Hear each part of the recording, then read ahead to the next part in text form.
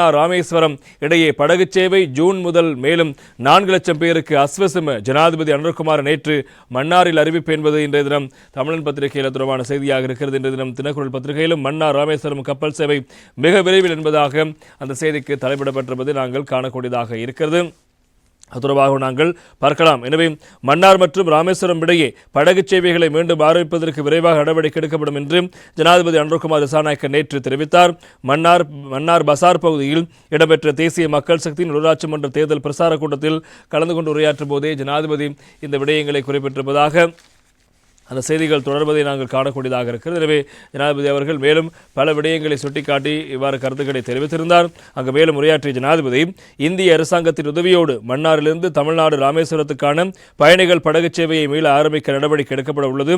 இதற்கான பேச்சுவார்த்தைகள் தற்போதும் இடம்பெற்று வருகின்றன. மேலும் மன்னாரில் காற்றாலை கொண்டு மின் உற்பத்தி செய்யக்கூடிய வசதிகள் அதிகமாக காணப்படுகின்றன.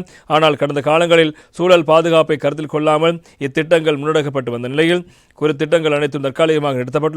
எதிர்காலத்தில் மக்களின் கருத்துக்களை அறிந்து கொண்டு சூழலுக்கு பாதிப்பு ஏற்படாத வகையில் குறித்த வேலை திட்டத்தை முன்னெடுக்க நடவடிக்கை எடுக்கப்படும். அத்தோடு ஜூன் மாதம் முதல் மேலதிகமாக 4 லட்சம் நபர்களுக்கு அஸ்வசம நிவாரணம் வழங்கப்படும் என்று அவர் மேலும் தெரிவித்தார். எனவே இவ்வாறு பல விடயங்களை அரசாங்கம் மேற்கொள்வதற்கான திட்டங்களை வகுத்திருப்பதாகவும் ஜனாதிபதி அனுரகுமார் திசாநாயக்க அவர்கள் நேற்று தினம் இந்த யாழ்ப்பாணம் மற்றும் அதே போல மன்னார் கூட்டத்தின் போது தெரிவித்த கருத்துக்களும் பிரதானமான செய்திகளாக இந்த தினம் பத்திரிகை இடம்பெடுத்திருப்பதை நாங்கள் காணக்கூடியதாக இருக்கிறது.